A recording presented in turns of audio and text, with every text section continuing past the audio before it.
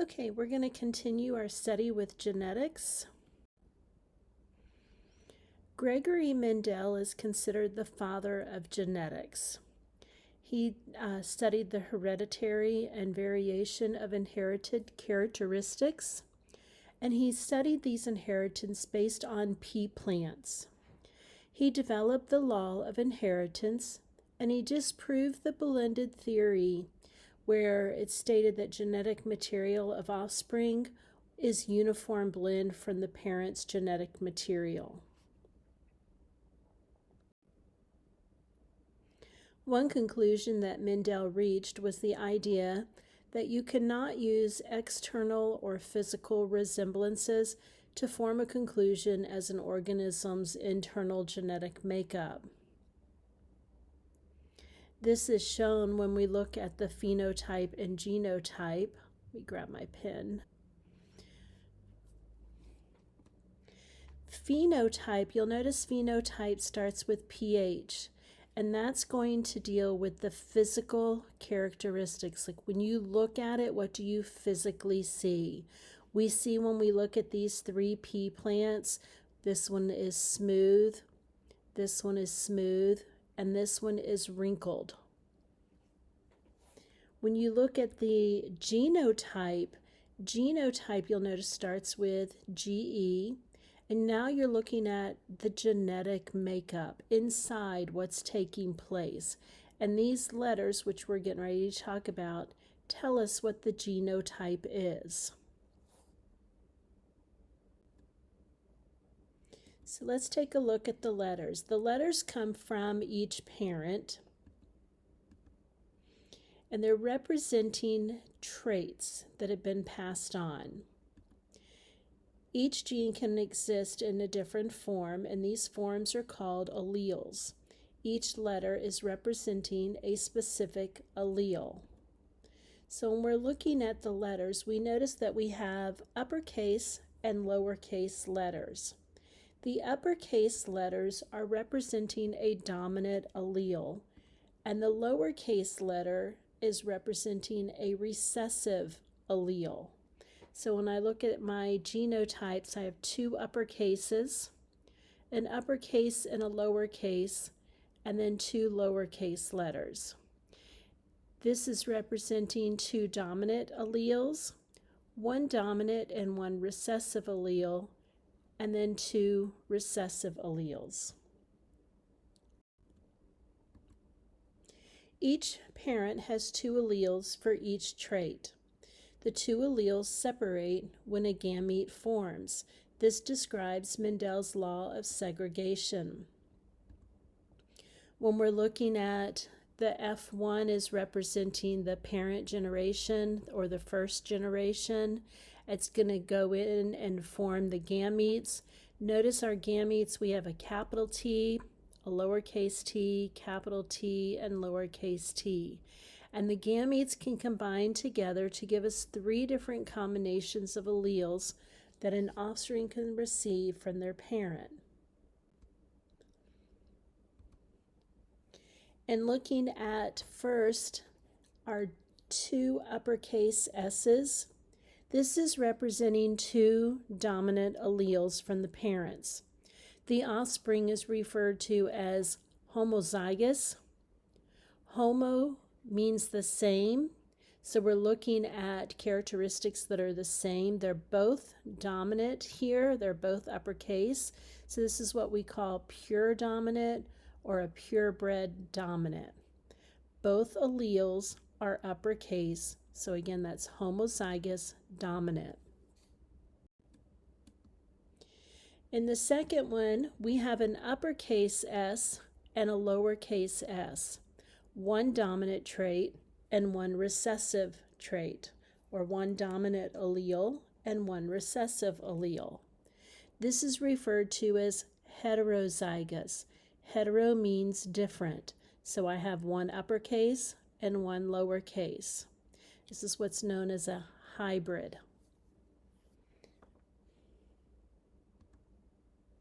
Mendel's law of dominance states that when a dominant allele and a recessive allele are both present in an organism, when you see the genotype as represented here, dominant and recessive. It's the dominant allele will mask the recessive allele in the phenotype.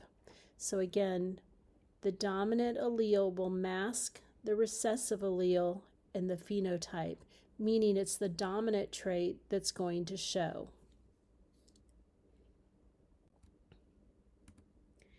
And then as we look at the third one, we have two lowercase s's. This is two recessive alleles from the parents. This is referred to again as homozygous, homo being the same, but this time it's homozygous recessive. It's pure recessive or purebred recessive trait.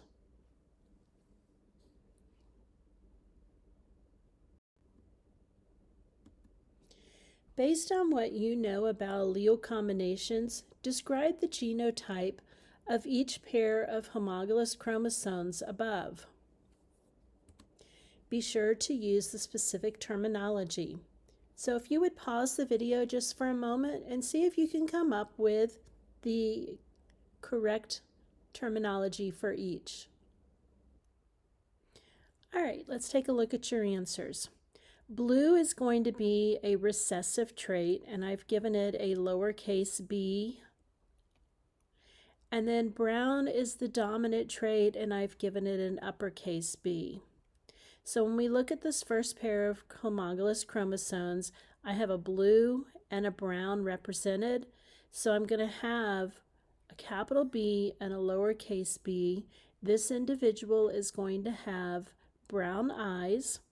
They are represented with a dominant brown and recessive blue, and then they're going to be heterozygous. Our second set of chromosomes, the homologous pair here, we have both of them with brown, so we have homozygous dominant brown. And our last one, we have each of them representing blue, and blue was recessive, so again I have homozygous, but this time I have homozygous recessive, two lowercase b's.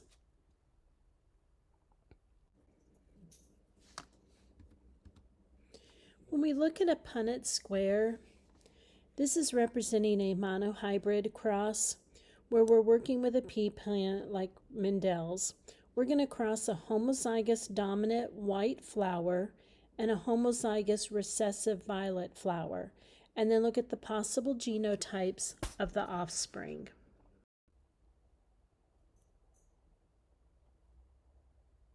So we're going to take a look at an example where we have capital W for the dominant allele white and lowercase w for the recessive allele violet. We're going to identify the alleles that make up the genotype of each parent. So our first parent is going to represent two capital W's. So that's going to be homozygous dominant, both are representing the color white. And then parent two lowercase w's, so homozygous recessive for violet. And then you would distribute them along the Punnett square. This would represent the first parent, where we have two capital W's. And then we would have our second parent with our two lowercase w's.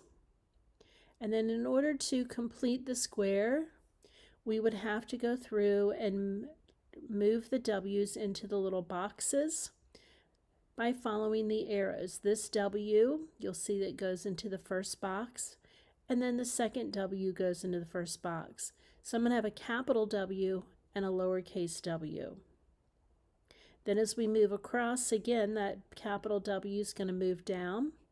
The lowercase w moves across. So again, I have capital W and lowercase w. Moving to the bottom, again, the capital W's got to come all the way down, and the lowercase w has got to move in. So again, I'm going to have capital W and lowercase w. And then for the last one, the same thing. Again, the W comes down, the small w goes across, so we're going to have a capital W and lowercase w. So when it asks us, what are the possible genotypes? Well, when I look at my genotypes, these are all mixed, capital and uppercase and lowercase letters. That's going to represent heterozygous. For the possible phenotypes, phenotypes are going to tell us what they look like. Well, the dominant characteristic in this case was white, so all of these are going to represent white flowers.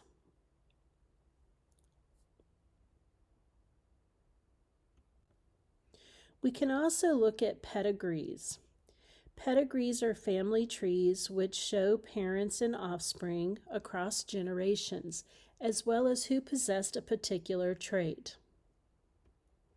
Genetic counselors use pedigrees to aid them in providing information to families who may be at risk of carrying a genetic condition. When we look at a pedigree, we have circles representing females and squares representing males. And then a married couple, you'll notice this married couple has this line connecting them. That's representing the married couple. And then the line that comes down with further branches, those are their children. And so these three individuals represent their children. So this married couple had 3 kids, 2 daughters, and 1 son. Then when you look at the circles and squares, if they're completely colored in, that's representing an individual that's been affected with whatever particular trait we're looking at. And then if they're partially colored, those individuals are going to be carriers. You have generation 1, generation 2, generation 3. So in other words, this is kind of like our grandparents, and then the grandparents had kids. They had a son, a daughter, and another daughter. And then their children got married and then had additional children themselves. So generation 3 would have the grandparents of them would be generation 1. So you're looking at generations breaking down. And again, circles are females, squares are males, and then if it's colored in, they are carrying the trait that you're looking at.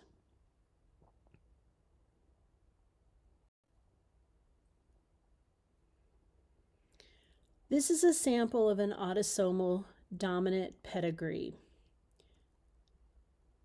The key characteristic in this pedigree is the trait can be seen at every generation. So when you look at all 3 generations, you can see that every row has one of them colored in at least. Again, you have your 3 different generations being represented here.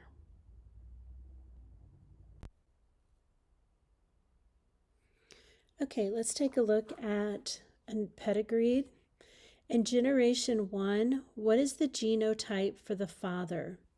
Well, when we look at the pedigree, we can see that the dad is a purple square, so it's a male with the trait. The dad has the trait, but the mom does not have the trait. But when you look at their children, every one of their children, their 3 daughters and their son, are all with the trait. Since dad has the trait and mom does not, this tells us that dad must be a homozygous dominant. We can prove that. Since the mom is going to be a homozygous recessive, we know that each child is showing the trait, so somebody had to have a dominant trait. In this case, it was the dad, since his is purple. And then the mom must have a recessive trait in order for the trait to show in the children. So when we put together a Punnett square, we know that the mom is going to be homozygous recessive. She's passing on the recessive trait, but does not show that she has the trait physically. Her phenotype does not show that.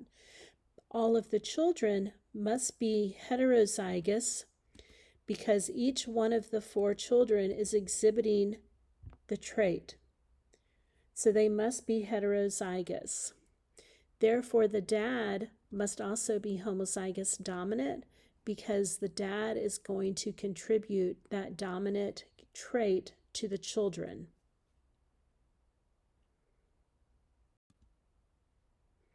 This is an autosomal recessive pedigree where the recessive trait is not seen at every single generation.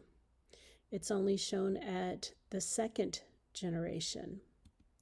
Recessive traits can be expressed if both parents contribute a recessive allele. Remember, if there's a dominant trait present, it's always the dominant trait that's going to show. Each row in the pedigreed is representing a new generation. And many times, instead of saying generation 1, they'll call that the P generation. And instead of saying generation 2, they might call that the F1 generation.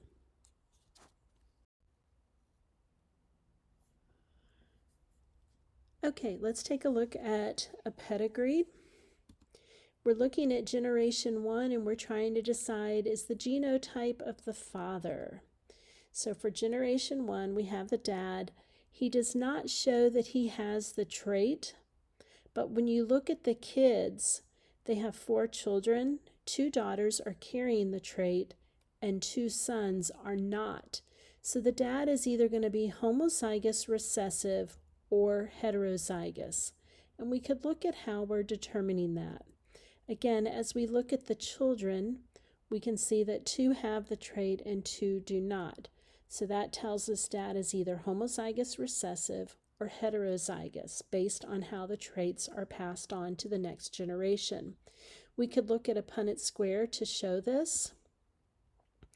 When we have the Punnett square, we know that 50% of the children are going to be homozygous recessive, not having the trait, and then the other 50% are either going to be,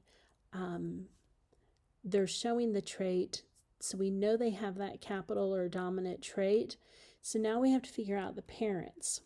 Well, for the first parent, we know the first parent has to have a dominant trait and a recessive trait. In order to fill in the Punnett square, a dominant trait has to be present and a recessive trait has to be present in order to fill in the offspring boxes.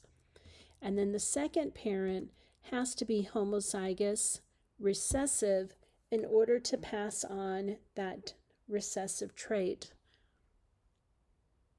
So again, this lets us know that dad is either homozygous recessive or heterozygous, and then mom would be the other one. So in closing, we need to know the difference between homozygous recessive and heterozygous and homozygous dominant. We need to know the difference in a genotype and phenotype for the different offspring.